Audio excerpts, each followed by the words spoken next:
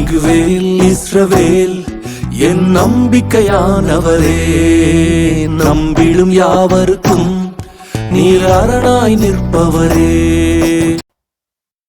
கர்த்தருக்குள் பிரியமான தேவச்சனமே, உங்கள் யாவருக்கும் எனது அன்பின் வாழ்த்துக்கள். இந்த நாளிலும் கூட மீண்டுமாய் உங்களை நம்பிக்கையின் நேரத்திலே சந்திப்பதிலே நான் மிகவும் மகிழ்ச்சி அடைகிறேன். நான் உங்கள் பாஸ்டர் ஜாய்னா ஃபெய்த்.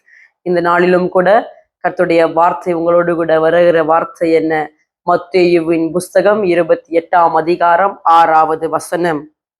அவர் இங்கே இல்லை, தாம் சொன்னபடியே உயிர்த்தெழுந்தார், கர்த்தரை வைத்த இடத்தை வந்து பாருங்கள்.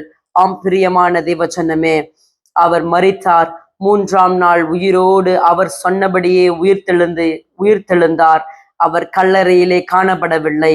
3ஆம் நாள் மரியாள் ஓடி போய் பார்க்கும் பொழுது கர்த்தராகிய இயேசு கிறிஸ்துடைய சரீரம் அந்த இடத்திலே இல்லை என்பதை அறிந்து கொண்டார்கள்.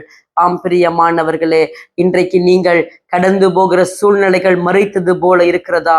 உங்க வாழ்க்கையின் பிரச்சனை அதிகமா இருக்கிறதா? மனிதர்கள் உங்கள் தலை மேலே நடந்து போகிறார்களா? உங்களை பார்த்து கர்த்தருடைய வார்த்தையை பேசி கொண்டிருக்கிறேன்.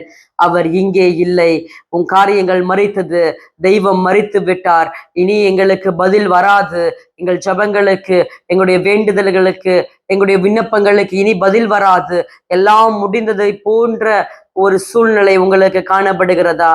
இல்லை பிரியமானவர்களே, அவர் உயிரோடு எழுந்திருக்கிறார்.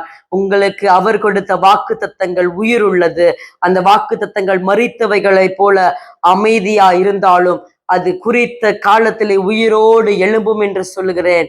அந்த கர்த்தராகிய இயேசு கிறிஸ்து உங்களுக்காய் கொடுத்த அந்த வாக்கு தத்தங்களை உயிருள்ளவைகளாய் ஆக்கவும், வாக்கு தத்தத்தை சொன்னதை செய்து முடிக்க அவர் வல்லமை உள்ளவராய் இருக்கிறார். அவர் மனம் மாறுவதற்கு மனிதன் அல்ல, அவர் பொய் சொல்ல மனு புத்திரனும் அல்லவே. அவர் சொல்லியும் செய்யாதிருப்பாரா?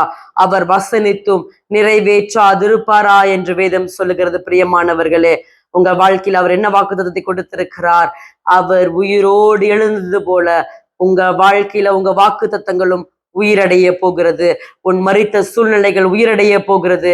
நீ வேலை இல்லாமல் அலைந்து கொண்டிருக்கிறாயா? படிப்பதற்கான பணம் செலவு பண்ண முடியாமல் தவித்து கொண்டிருக்கிறாயா? இல்லை, உன் எதிர்காலத்தை குறித்து அவர் உனக்கு கொடுத்த வாக்கு தத்தம் நிறைவேற போகிறது. பிரியமானவர்களே, நாம் யாவரும் கண்களை மூடி என்னோடு கூட நீங்கள் ஜெபிப்பீர்கள் என்று சொன்னால் கர்த்தர் உயிருள்ளவராய் உங்க வாழ்க்கையில கிரியை செய்ய வல்லவராய் இருக்கிறார். நாம் யாவரும் ஜெபம் செய்வோம். அன்பின் பரலோக பிதாவே, இந்த அருமையான வேலைக்காய் நன்றி செலுத்துகிறேன். யாரெல்லாம் இந்த வீடியோ கிளிப்பை பார்த்து கொண்டிருக்கிறார்களோ, சூழ்நிலைகள் மறித்தது போல காணப்படுகிறதா? அவருடைய பிரச்சனைகள் அதிகமா இருக்கிறதா?